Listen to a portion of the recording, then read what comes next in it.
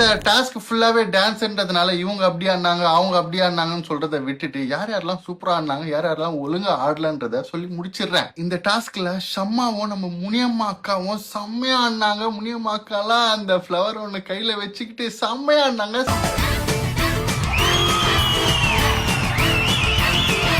செம்ம இன்னசென்ஸா இருந்துச்சு பாக்குறதுக்கு. ஷம்மா ஆஸ் யூஷுவல் பிரிச்சு மேஞ்சிட்டாங்க.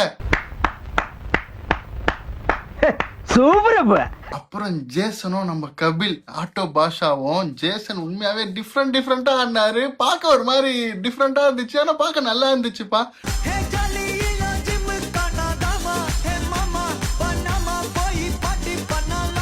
நம்ம ஆட்டோ அண்ணனும் சும்மா சொல்லக்கூடாது, வேற லெவல்ல ஆடினாரு.